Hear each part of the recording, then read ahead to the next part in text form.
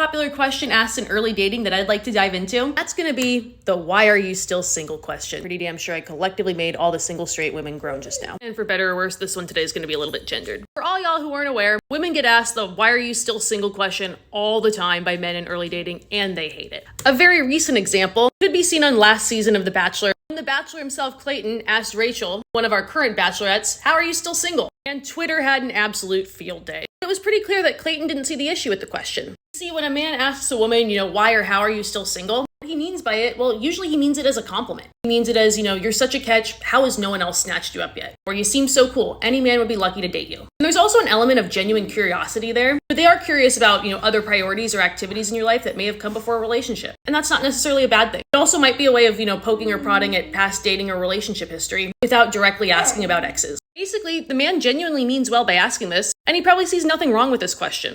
But as always, the road to hell is paved with good intentions. Before going any further, just to the men out there, quick survey. How often are you asked this question, and who typically asks you? Because this question as a whole is asked of women in a way that is not asked of men. Because when a woman is asked, why or how are you still single? She is also thinking about all the other contexts and situations that she's asked this question. By friends or family members, at the holidays, gatherings, major life events, where other people are there typically present with a spouse or partner. And usually when it is asked, it's accompanied by another statement or question with a truly negative connotation to it. Grandma saying, when I was your age, I was married with 2 kids. Why are you still single? They're the one single person at their table at a wedding, and someone says, how are you still single? What people typically mean in those contexts, or how they perceive them, is, why can't you figure it out? Sort of the implication that they're doing something wrong or that they're behind. Even though a man may mean well, due to women's experience with this question, it's a little bit triggering. I would advise against asking it. But in typical fashion, I don't like to just point out what's wrong, I want to point out some alternatives. For men, rather than asking this question, totally get that your intent with asking this question actually has some good information you'd want to learn. So let's ask some other questions that would reveal similar information. What other passions or priorities have they had? I don't think there's anything wrong with asking about past relationships. It's not as taboo as you think, and it also shows the woman you've got relationships on your mind. I think there's nothing wrong with how long ago was your last relationship, how did it end, why, just at the surface level. And also asking about, dating style and goals. Obviously avoid directly saying what are you looking for, because you'll just get a vague answer, but maybe find out, is dating a priority for them right now? Are they actively and intentionally going on dates, or are they doing so a bit more opportunistically or just for fun?